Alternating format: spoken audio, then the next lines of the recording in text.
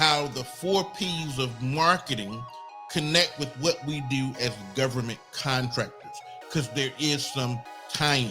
Now, this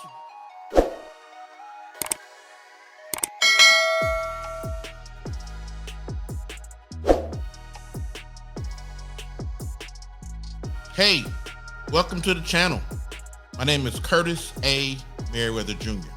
In 2020, I was named a game changer by the White House Policy Advisor for Innovation and Entrepreneurship. And I want to serve as your government contracting coach. Now, the goal of this channel is to help entrepreneurs overcome common business challenges. And we do this by providing consultation, education, and training support services. Now, we're unlike many of the other government contracting channels because we're based on 26 years of progressive experience plus advanced training. Many of you know I've completed the requirements to complete my PhD in management. And so one of the things that we want to provide in our training programs and on this channel, we want to lower your learning curve. We want to lower your learning curve and increase your chance of becoming revenue positive by leveraging our experience. That's what we want to do. We want to make you better by you being able to leverage our lessons learned and the advanced education we've accumulated and acquired along the way. One of the things I want you to do, if you have not done it already, I want you to go to 8figuregovcon.com and I want you to look at the training opportunities that we have available on our website. I also want you to go to our course store library and you'll see many of our flagship courses on that website. And I want you to look and read the descriptions and I want you to find a course that fits for you. Now, as many of you know, I've completed the requirements for my PhD in management, and I will be graduating a week from today. So on May 20th, it's graduation. That's 2023. Don't know when you may be watching this video. So, but if you watch this video between now and next weekend, I'm going to offer you a 20% off coupon code. So that coupon code is going to be PhD graduation, and it's going to expire on May 21st, 2023 at 11:59 p.m. And I'm making this available to you to just commemorate and celebrate my graduation weekend with me. And you get an added bonus of being able to pick up a class, a flagship course that will help you on your government contracting journey. Okay, now that we have that out the way, if you have not already, I want you to hit the subscribe button. I want you to share, and I want you to leave me a comment, okay? Now, let me go ahead and address the elephant in the room. Your boy got braces, and so I sound a little funny, but I'm going to continue delivering this content to you. They tell me it's going to take about 2 weeks for me to get accustomed to having these in my mouth. I got to wear them for about 18 months. When I got my wisdom teeth pulled, my teeth shifted. So now I got to bring them back together. So yes, let's get the elephant out of the room. So get past me sounding funny because I still want to deliver this content to you. Okay. Now I have an interesting topic for you all today. It's going to be a great topic. And you say, well, Kurt, what are you going to talk about? Well, today, I want to talk about the marketing mix and the 4 P's of marketing. The marketing mix and the 4 P's of marketing. Okay. Now, as many of you guys know, I often talk about government contracting, but this is a very important topic that I want to spend some time talking about. So here we go. So what is marketing? Marketing refers to the activity, set of institutions, and processes of creating, communicating, delivering, and exchanging offerings that have value for customers, clients, partners, and society at large. Now, that's the professional definition. But I want to simplify this. Marketing is putting the right product in the right place at the right time at the right price. That's what marketing is. Now, to do this, we can talk about the marketing mix. Now, many of you have heard of the 4 P's of marketing. Many of you have. So the very first P we want to talk about is product. Product refers to the creation of value. Now, product, we often think about things like, I don't have mine here, our cell phone, but a product from a marketing perspective is not limited to an actual physical, tangible thing. It can be also a service or an idea. I want you to follow with me now. It could be a service or an idea. But the question you want to ask is, what do my customers want? What do my customers want? This is something that your buyers want. So when you're coming up with ideas, I get this question often for new government contractors. They don't know what they want to sell to the federal government. They don't know if they want to be in the product space. They don't know if they want to be in the service space. They don't know if they want to be in the idea creation R&D space, chasing grant opportunities. But I primarily focus on service-based companies. But it is not uncommon for new entrepreneurs to come to me and say, hey, I really don't know what I want to sell to the federal government. And that's quite okay. That is normal, by the way. So that should not prevent you from moving forward. At a minimum, you need to register your business in SAM, sam.gov. That is a great starting point while you figure out everything else. So our first P is product. And I want to be clear, our product is not limited to tangible products. It could also be services.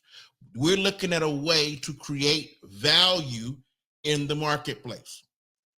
What is it that our customers need? What are their pain points? Okay, that's our first P in the marketing mix. Next, price. I have done whole videos on pricing. But when we start talking about price, the thing that I want you to think about, I want you to think about, and I want you to ask yourself the question, will buyers believe our product, our service, or our ideas are valuable? Because value is not determined by me, the producer of the value. It's determined by our buyers or our consumers based on what they're willing to pay. At one price, they may say, yep, this is a great deal. At a price point a couple tiers higher, they may say, that's a no-go. That costs too much. I don't perceive that product or that service being worth that. So our price is based on a perceived value based on the product being offered. Now, in government contracting, we may see this show up as a best value contract. It's not going to be based on price. It may show up as an LPTA. Now, in marketing, we have something called a price skimming, where we start high and go down. You'll see this primarily in like the electronics digital space. So a TV, a 4K ultra high def TV may start out at $3,000 based on the size. And over time, that TV is going to come down to $1,500, $800 in 2-3 years. That's a price skimming. Starts high and comes down over time. The price skims down. Or you may see price penetration strategies. We start low and over time we increase the price. So I'm going to get in low and over time I'm going to increase my value offering. You may see a price penetration strategy. I'm going to start low and I'm going to add some different attributes over time, and I'm going to continue climbing my way up based on the sensitivities of my customers and how I can bolster the value of the product as I add different attributes, and then the price is going to ratchet up accordingly. Okay, so we're talking about price. So the first one was product. That's how we create value, and price allows us to extract or capture value from our customers. Let's move on. Now, we have to deliver the value, and we do that through place. Now, this can get a little hairy, especially in the government contracting space. So when you're talking about traditional products and services, when you deliver that value, it may be an e-commerce site. It may be Shopify. It may be something like that. It could be a brick and mortar, the place that you're going, where that thing is going to become tangible in the hands of the customer. But when we're talking about government contracting, where will the buyers look to purchase? It's going to be DIBS, the DLA Information Bid Board System. It's going to be SAM.gov, System for Award Management. It's going to be Unisum. These are just some common places where buyers connect with sellers for that negotiated exchange, just to simplify. Second question, how will sellers deliver value to buyers? Now, if you're talking about service-based companies, this may look like activity-based costing, where you really understand your costing parameters so you can better capture the value and deliver the value to the customer. It may look like program or project management if we're talking about services. It may look like earned value management, when you got your actuals versus your forecasted, and what's the delta, to see how well we're delivering based on the promises we made at the beginning, at the outset. How well we delivering against those requirements? If we're talking about government contracting, then again, it could be a contractor site delivery, or it could be a government site. Now, a lot of the work we do is based on government site, but you can have some work done on a contractor site, especially some of the software engineering products and things like that, where you got software as a service. Now, if you're a product-based company, it may look like logistical processes. It may look like supply chain. And then you need to have the right risk management policies and procedures in place to deliver on that value. And then last but not least, we have promotion. This is where we communicate value. Most of the time, this is thought of as advertising, which is just one facet of promotion. The question you're addressing here is when, where, and how will you get the message out? In my courses, I talk about value proposition. This is where we communicate our value to our customers. It enables the communication of value to customers. Now, that value proposition is going to show up in our corporate capability statements, our one-pagers, even on our website. And also, I teach my students how to communicate value in their business cards and virtual cards.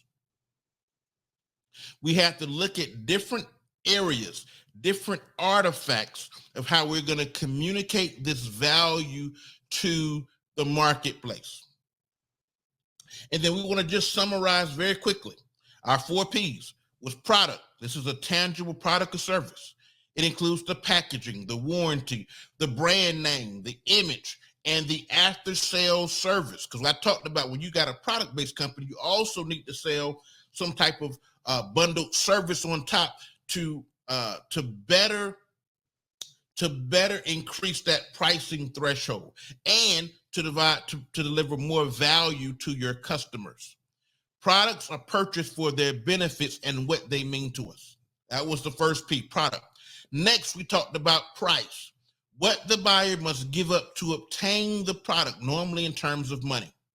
Typically, the most flexible of the 4 elements, when you look at product, price, place, and promotion, pricing is where you have the most flexibility. You can turn on a dime. You can offer a coupon code. There's a lot you can do. If we're talking government contracting, we can offer discount terms when they pay sooner than net 30. It may be a discount rate. Price often serves as an indicator of product quality. There's a perception that when the higher the price, the higher the quality. And that's not always true, but that is a perception. The lower the price, the lower the quality. So you got to make sure that your strategy is going to be consistent with how your competitive advantage strategy. So pricing has to be aligned with your competitive advantage strategy. Place. Concerned with the making the products available to when and where customers want them. This includes the physical distribution of the physical distribution of goods. And I'm even say service offerings. When you talk about service, it also may include you doing it on a government site, or you may be doing it at a contractor site. How are you going to make that product or service available to your customers? And then last but not least, the promotion. How companies inform, educate, persuade, and remind consumers of their product benefits. The advertisement, the social media, the CRM system, the customer relationship management system with the drip marketing campaign.